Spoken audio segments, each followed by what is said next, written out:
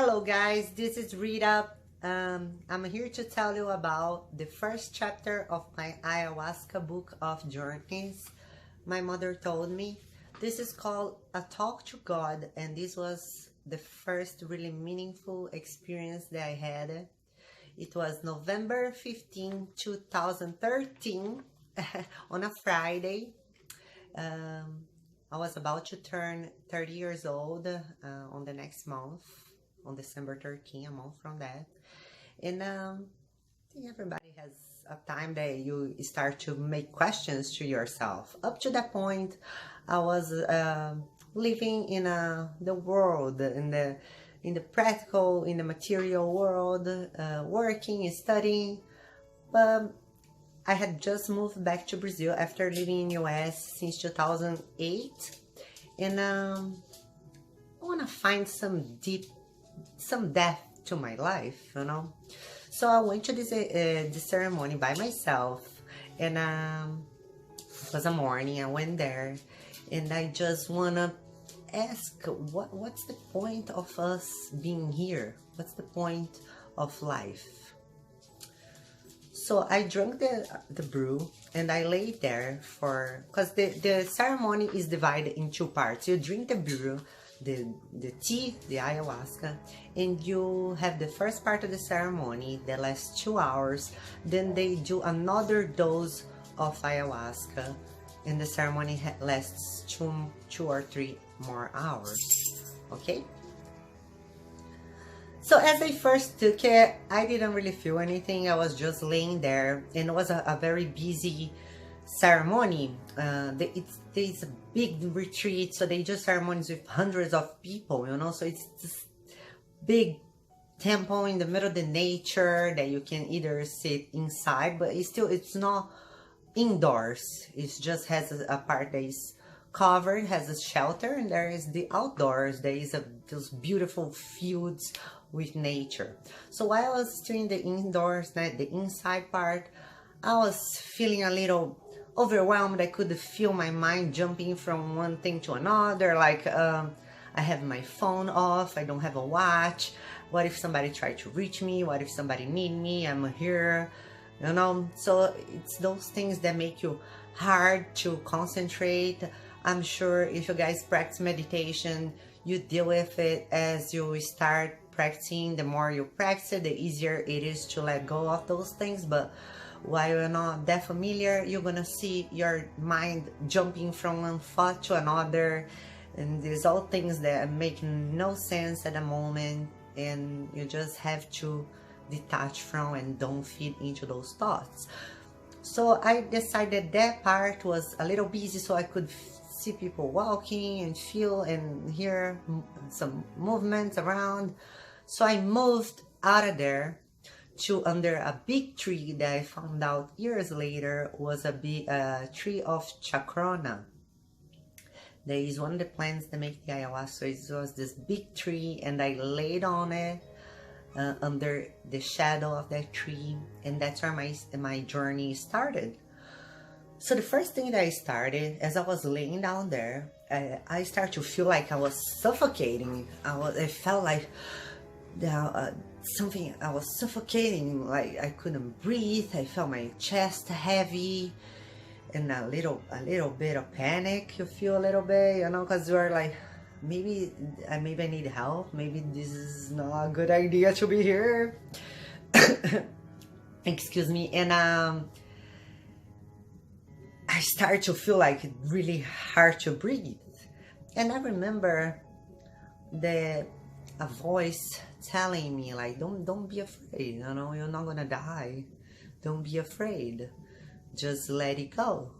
And then after that, just let it go, I start to feel like I was going to die. So you really struggle and you feel really uncomfortable. And I was there laying on the floor, really feeling uncomfortable. And I start to feel more locked in my chest, more, until I couldn't breathe anymore. And I felt like I died. I felt like my body could not move anymore. I felt like a stone. cannot breathe, but inside of the body, it was a very lucid consciousness. I was fully aware, like I am now, but the only thing is that I couldn't move my body anymore. I felt like I was stuck inside a rock, and that didn't feel good. That felt like you are stuck in a little cage of bones and you can't get out. So at that moment, I saw this ball of light coming towards me. So it was a ball of light, let's say like this size, the size of a little bigger than my head. And that ball of light telepathically said, get out of there. And I said, I can't, I'm stuck here. And the ball of light said, no, you're not, just get out of there. And I got out. And it felt really good. And at that moment, as I was out, I was also a little ball of light. And as I was this little ball of light, that other ball of light said, follow me. So we entered this tunnel that I'm sure many people that had near-death experiences talk about this tunnel. And yes, it's a tunnel that you go full speed and there is a light at the end, but you go in this tunnel full speed and you arrive somewhere. So I arrived in this place that is like it's not a physical place. Imagine when you are flying on an airplane in the middle of the clouds and you see just clouds, you know, like you're floating clouds. So I was in this place with all those clouds and all colors, like pink, blue, yellow, and the feeling there was really beautiful. You feel like you are home, you know. Here, I'm in the house, I'm home, but it's not like that feeling. That feeling is like, wow, I have been waiting to be here back again, you know. It's a feeling of being at home. It's a peace that can't be altered, that can't be changed, that you can't imagine anything besides the peace and the feeling of being safe and at home as that place, as I was feeling when I was in that place. So as I am on this place, another figure appears, now a bigger figure of light. It has a presence of light. I could feel that it had a feminine energy, like a mother, and it was really like made of pure love, you know. It was a figure of light without a face. It didn't have a mouth. It had two things that looked like eyes, but not like our eyes, you know. It had a structure here that could give extra feeling to me and was talking to me, and not through the mouth like I'm talking to you. It was talking through a telepathy. And I asked it, I was so overwhelmed with amazement that I asked it, what is this place? What is all this? And the figure say, this is you. This is what you are. And I say, what am I am? And what is that girl down there laying over the tree? And at that moment I pointed and I could see my body right there laying under the tree where I left it. Let me say, that's your tool. That's your tool to get back here for good, to remind home. That's your tool to remind who you are. And I said, but now I already know who I am. I don't need to go back there.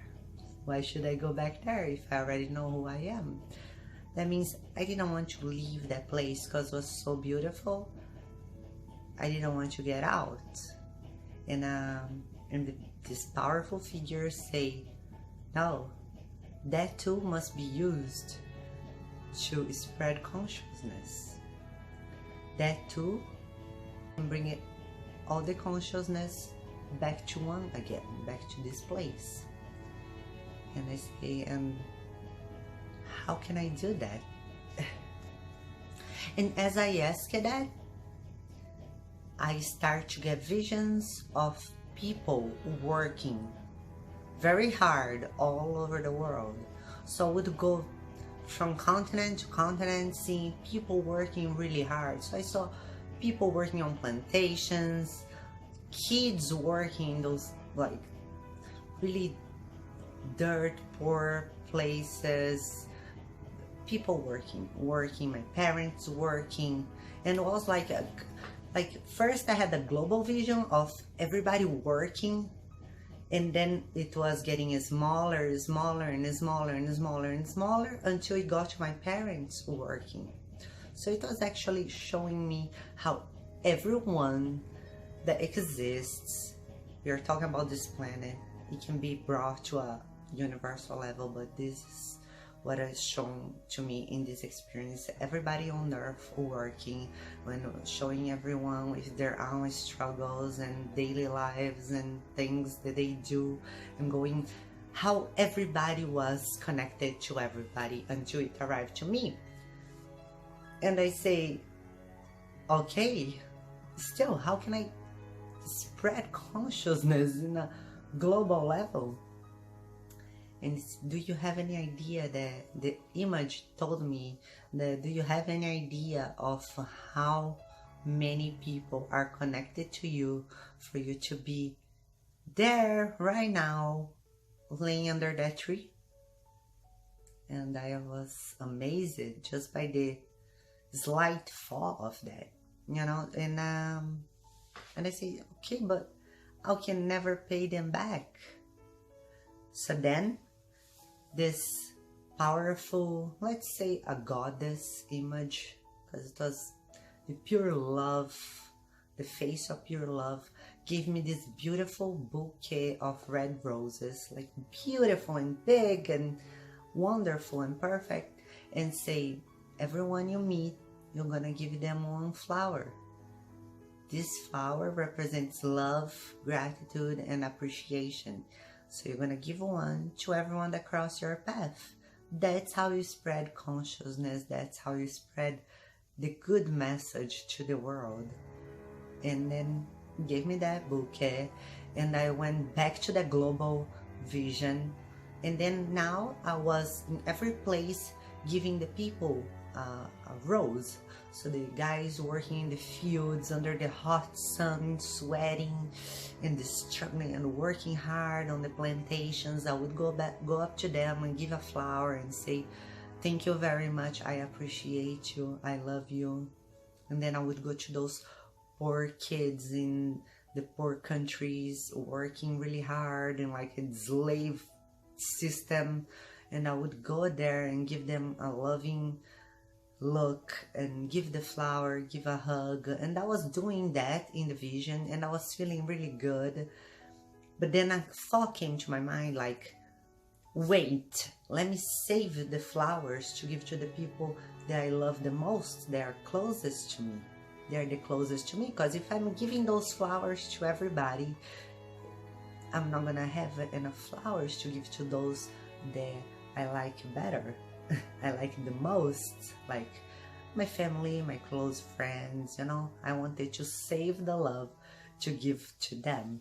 And then that's when this figure, the goddess figure, let's call it the mother, told me, it's impossible, you're never gonna run out of love. Love is the only thing that the more you give, the more you're gonna have to give. And then say, look at your flowers, and it duplicates the amount of rose that I had. So I understood that spread love, spread gratitude and appreciation for absolutely everything that crosses your path.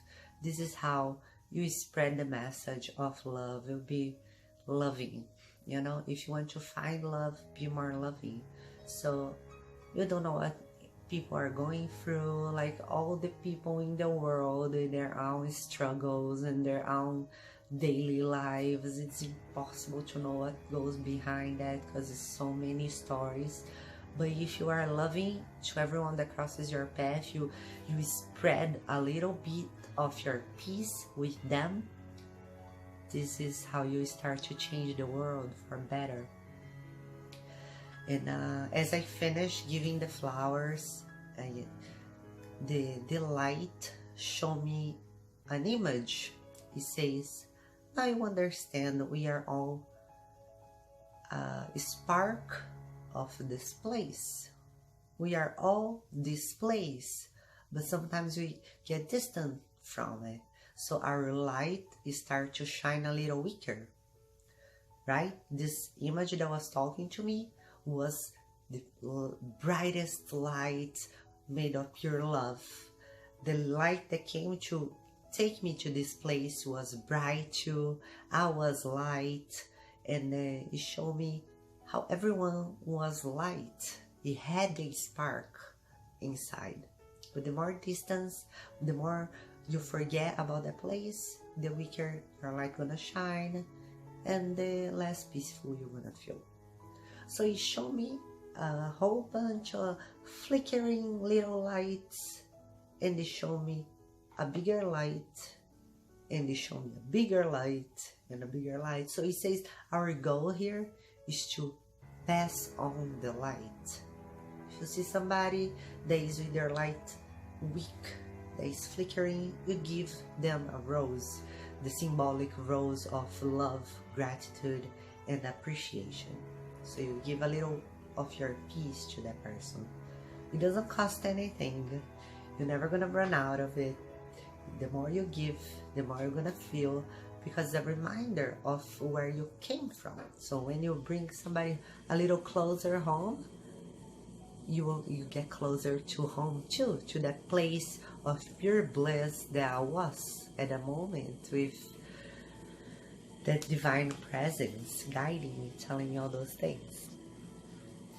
And then after this vision happened, the big being of light asking me if I would like to go back to Earth and look at my body from the outside, from the vision of being a being of light, see myself from the outside. So okay, we go back in the tunnel, we go down to Earth, and this was really a very intense situation that happened, because as I look at me, I was laying down under that tree, the hair flying with the wind, crying, and I was crying physically, but I was looking at myself from the outside. And the being of light say, now you look at you, this is your body, this is your vessel on earth, do you like it? Plus I use a judgment towards myself. I say, it can always be better. And then I felt that energy of reproval, like it didn't approve the answer that I gave from that being of light. And then he say, look at you with love and hug yourself from the outside. So me, as a being of light, I came closer to my body, and as I came close, I saw my life in a glimpse, like in flashes. When people say, oh my God, I almost died, I saw my life in flashes. This is what happened. I came close to myself, I saw really quick flashes of my life, like from childhood to teenage years to college to me moving to the United States, going back to Brazil. But it was like in the glimpse of a second, I saw everything, but in flashes, like riding a bike for the first time, going to school, playing with my parents, my dogs. It was all stuff, good and bad, that happened in my life. It was really quick, like chun chun chun chun chun chun chun chun. So I saw that, and after I saw that, I started to cry a lot, because I could look at myself with love and understand that whatever action I've done, whatever fall I had, whatever decision, it was always from the best I knew at that time.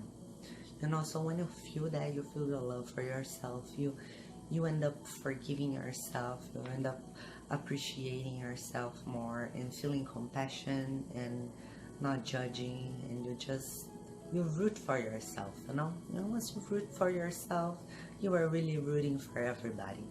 You know, it wasn't rooting for myself in a selfish way. I was like, sister, you are good. You are good. You are doing your best. Keep the faith. So that was really, really powerful. And then I was crying a lot. And I remember one of the facilitators and the nurses, that we have many helpers there that watch if somebody's needing help, came to me to give me a tissue because I was crying so much. And I entered back to my body for a second, opened my eyes, was really weird, grabbed the tissue and went out again. So it was a really weird feeling physically, you know, because this thing going on the whole time, I was just with my eyes closed in this trance. And I wasn't in there, I was going to that place and then coming back. So I wasn't in a physical dimension, you know. I was in the consciousness, in expanded consciousness dimension. So as I had to grab that tissue, I had to go back in. It felt so weird. I grabbed it and went back out to keep the journey. So after that, after this experience, the little ball of light, let's call him the helper, that had like a male energy. It felt like it was a male helper. And he said to me, now you understood that you are more than the physical body, but still you should take a really good care of that, because this is your tool, this is your vessel, this is what is gonna carry you through this journey of human experience, and this is how you help others spread their light. You're gonna have people that are gonna help you grow your light, and you can help others do the same. We are all here connected. So take good care of your body and don't get too attached to it, because it's not who you are, and it's not gonna stay with you forever like your being. And I found this message is really interesting because, especially as I say, I'm a bodybuilder. I'm related to fitness and sports, and many times we can get attached to the body, and just take good care of it. Don't get attached to it. Okay, this goes for everything on earth. You say money is not bad. Money is good in the pocket, not in your mind. You know, beauty is good in the mirror, in the world, but not in the mind. Don't get too attached to it. So this was the message. Take care, enjoy, be healthy, be happy, feel good, but don't get attached to it. So, because what we are goes beyond, much far beyond this limit structure here.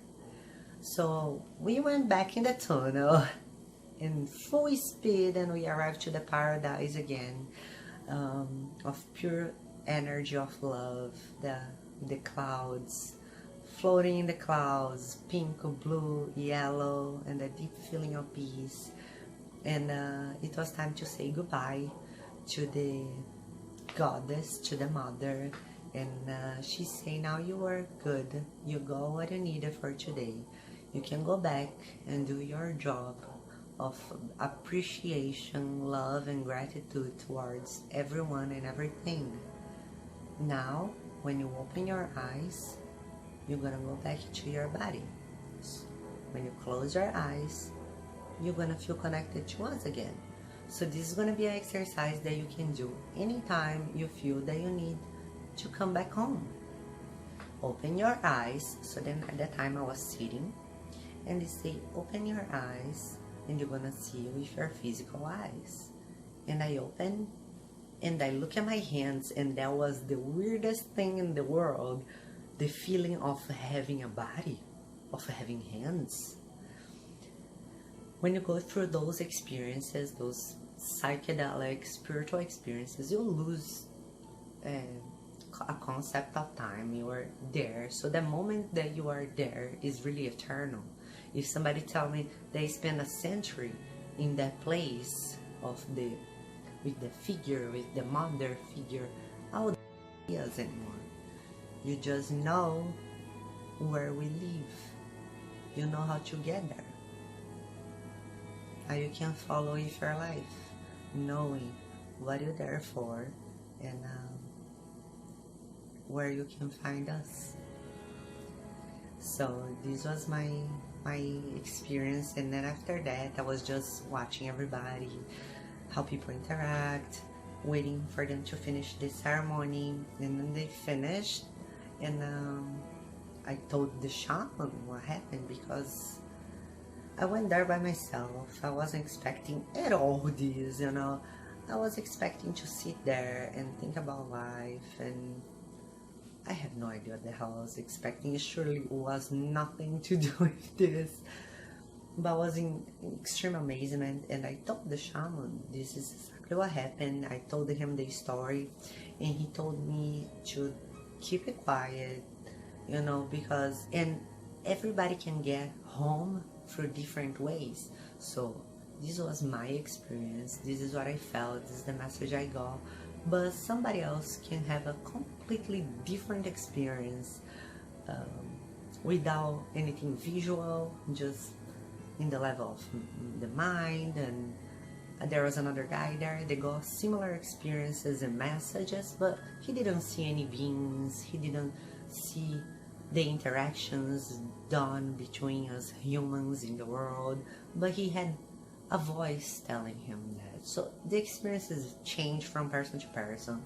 That's why ayahuasca is so fascinating. It works with you. You never know how it's gonna work with you. Sometimes you go there looking for one thing and gives you totally different, but it's exactly what you need at the moment. So it's an amazing plant medicine that it can touch your life forever. There's not a day that passes by since I had this experience that I don't think about it, and about me receiving the flowers to give to others, me hugging my body from the outside and feeling compassion for myself, me getting off my body when I thought I was stuck in that dead structure with my consciousness fully alive.